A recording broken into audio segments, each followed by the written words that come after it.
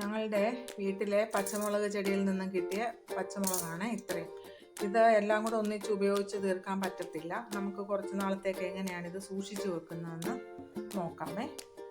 അതിനായിട്ട് വെള്ളമയം ഒട്ടും ഇല്ലാത്ത ഒരു കണ്ടെയ്നർ എടുക്കുക. പ്ലാസ്റ്റിക്കിൻ്റെ കണ്ടെയ്നർ ആവാം, ബോട്ടിലാവാം, എന്ത് വേണേലും എടുക്കാം. അതിലോട്ട് നമുക്ക് ടിഷ്യൂ പേപ്പർ ഇട്ട് കൊടുക്കാം. അത് കഴിഞ്ഞിട്ട് ഓരോ പച്ചമുളകായിട്ട് അതിൻ്റെ ഞെടുപ്പ് ഇങ്ങനെ കളഞ്ഞ് ഇതിലോട്ട് ഇട്ട് കൊടുക്കാം. ഇങ്ങനെ ഞാൻ പച്ചമുളക് ഈ ഡബ്ബ നിറച്ചൊന്നാക്കിക്കൊണ്ട് വരാമേ. പച്ചമുളക് വൃത്തിയാക്കുമ്പോൾ ഇതുപോലൊക്കെ എടുക്കണം. അതിൻ്റെ ഞെടുപ്പ് മുഴുവനും എടുത്ത് കളയണം. ഈ തൊപ്പി പോലുള്ളത് പറ്റത്തില്ല, അത് ഉണ്ടെങ്കിൽ എളുപ്പം കേടായി പോകും. അതുകൊണ്ട് അത് കളഞ്ഞിട്ട് വേണം എടുക്കാനായിട്ട്.